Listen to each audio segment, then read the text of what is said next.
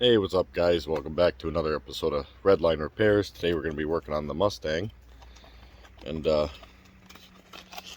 going to be replacing this guy. It's the blend door actuator.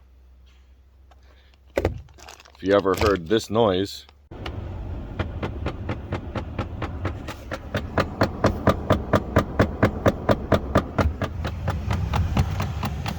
then that is what we're going to be repairing today.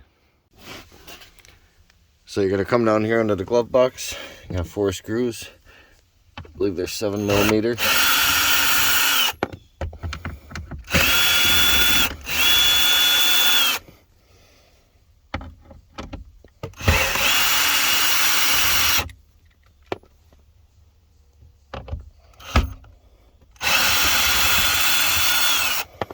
Once you do that, open your glove box. It's going to get real loose. You got these 2 little rubbers on the side here. Just kind of squeeze that a little bit, push it over, and on the other side just pull, and vice versa. Move that right out of the way. Alright, now you're going to come in here under the glove box. You're going to look up. You're going to see one right there. Hold on. That's not it. This guy right here, that's not it. There's another one. If you can see, hold on. Up above it. And that's going to be your guy right there. Now, if you want to do this to verify it for yourself, just put your hand up there, put it right on it, feel both of them, and turn it so it starts clicking, and you'll feel which one it is.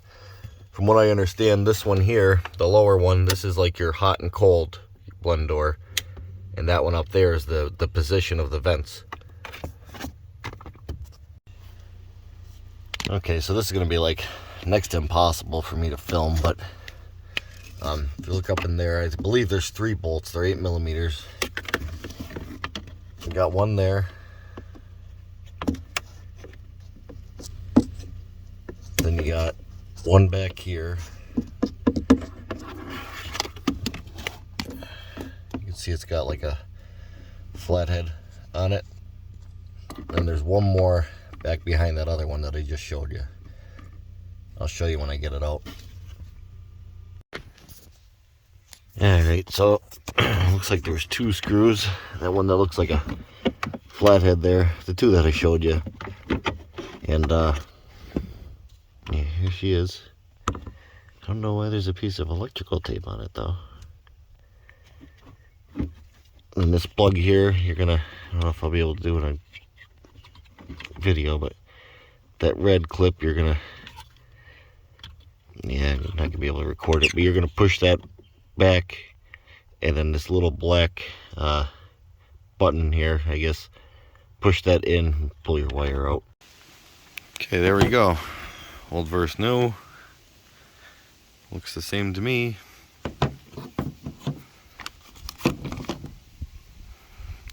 Get the new one in reverse order. Alright guys, now don't forget, when you're putting this back in, that arm there, make sure that that fits back into the little arm up here. Okay, because that's going to move that right in the slot there.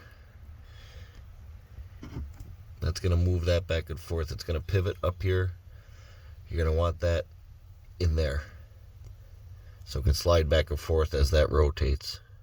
So make sure that that's in there, because if that's not in there, you're doing this all for no reason.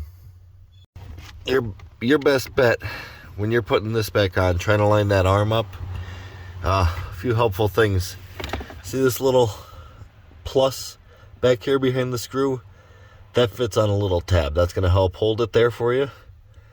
And then best thing I could do to recommend, like what I'm doing now, is sitting upside down on the seat. Stick your head all the way down here and look straight up this way underneath the trim there where the glove box screws in. When you do that,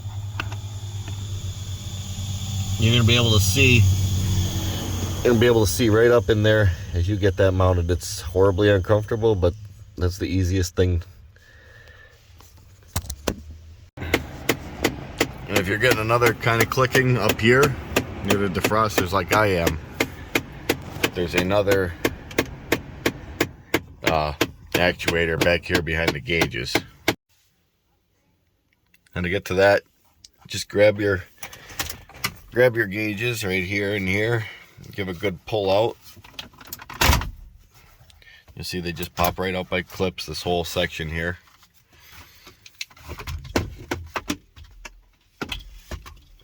There we go. And here's your gauge cluster. You got, I believe they're 7mm. You got one there, one up here, and one down here. Almost one on each corner, so you got 4. I'm going to take those out, and the actuator's back behind there. Now, once you get the instrument cluster out, you can see there it is back in there. Alright, you got 2, I believe they're 10s. And then this arm up here, that white spot up there, that's got to go, you got to make sure you get that seated back in there. So here's the problem with mine. This air duct that runs over to this vent is directly in front of the one bolt there that holds it in. I actually broke, here it is, that's the corner you're looking at. I actually broke this off here on purpose. Okay, so what I ended up doing to get the new one in, I took the old one and I wedged it in between the air duct here and this metal bracing, and that held the air duct up enough that I was actually able to get in here and work a little bit. And that one in the back I was actually able to do from up here, just stick my hand in the 1/4-inch ratchet in there.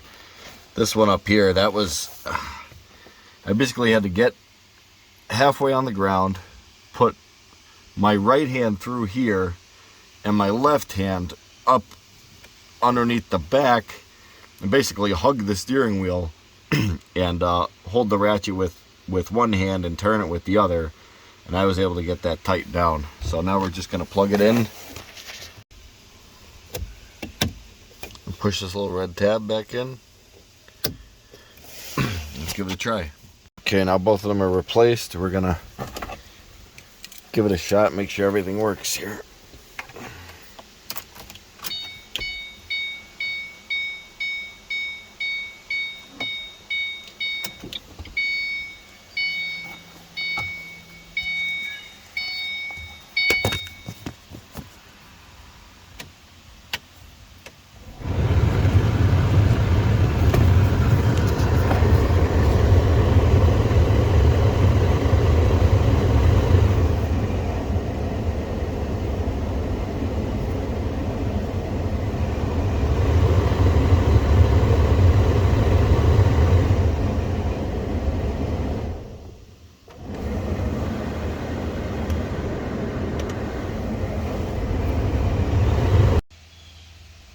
After you get that plugged in, just set your gauge cluster back in where it was, put your 4 bolts in, tighten it up, put the trim back in, and you got the clips on the side, and yeah, good to go.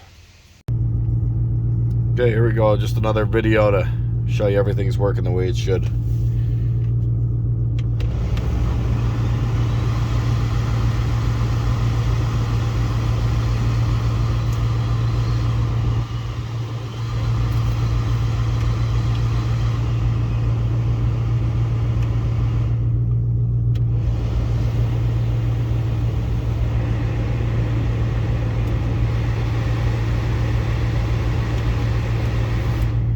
No more clicking, that's nice.